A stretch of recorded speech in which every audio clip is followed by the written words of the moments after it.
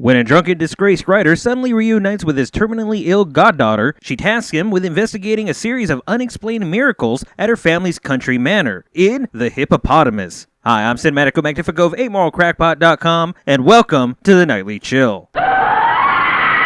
Directed by John Jenks and based on the novel by Stephen Fry, The Hippopotamus is a strange little movie that is delightfully dark, twisted, and snarky in all the right ways. In fact, if the movie has any glaring fault to find, it would likely be in how the movie perfectly translates Fry's voice only to not feature him in any capacity. Instead, we get Roger Allam in the lead role of Ted Wallace, the semi-successful, self-loathing poet turned theater critic. And while Allam does an amazing job as this aging, talented lech, it's hard not to wonder what the role would have been like if Stephen Fry were cast in his place, speaking the words he wrote, words that still sound as if he's speaking them. Of course, this isn't to deny the fantastic work by Allam or his supporting cast. Tommy Knight especially stands out as Ted's quirky, mysterious godson, David, a young man seemingly gifted with the power of a healing touch. Nor is this to say the movie's lacking a few weak links, because it's not. In fact, the movie has quite a few characters who exist to fulfill a single specific role and little else. And the performances by the actors in these roles are never outstanding in any real way. The material simply isn't there for the actors in such roles to shine. Of course, if more of the roles were written and performed like Ted, or even Tim McInnerny's flamboyant, desperate Oliver, the movie might be all the better for it. It certainly might be a little bit more palatable for American audiences that are accustomed to entire casts of big, loud comedians. That's all possible, but it's also likely that the movie would suffer for having too much of a good thing. Dry wit and charm is wonderful and all, but if every character is presented in such a way, it starts to become noise. It becomes apparent that every character speaks like everyone else. More to the point, they all speak like the writer. All you need to do is look at the works of writers and directors like Kevin Smith or Joss Whedon to see how such a thing can become a problem, even if their work is popular. Now that said, well-performed utility roles do keep the movie focused and played straight while allowing Ted and his narrations to be the primary focus of comedy. Because for all its colorful language, strange and charming characters, and biting critique of both England's apparently self-absorbed upper class and men's desperate hope for miracles in the face of death, the movie never forgets to be funny. And more importantly, it never forgets to tell an engaging story with relatable characters. It never reduces anything or anyone to a gag, something a lot of American comedies would do well to keep in mind. And what I mean by this is that without the jokes, the movie would still play out as a good bit of drama. There's a good mystery at play, and even the stuffiest of characters are still, at their heart, people first and stereotypes second.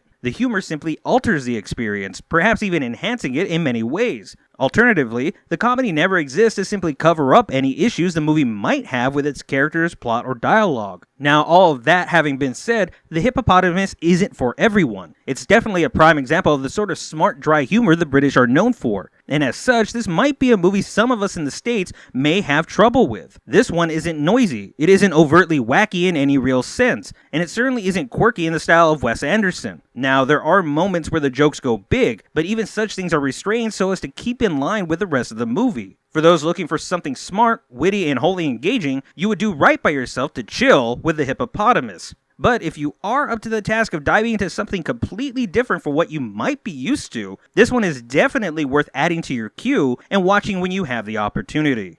That's going to do it for us tonight on the Nightly Chill. If you enjoyed this video, be sure to like, subscribe, and follow, and also be sure to leave me any questions, comments, suggestions for future reviews, and maybe even discuss today's movie at greater length. And as always, this video is brought to you in part by our viewers. If you'd like to learn how to support this and other projects, please visit amoralcrackpot.com or check the description below. But until next time, y'all need to make like a tree and get out of here.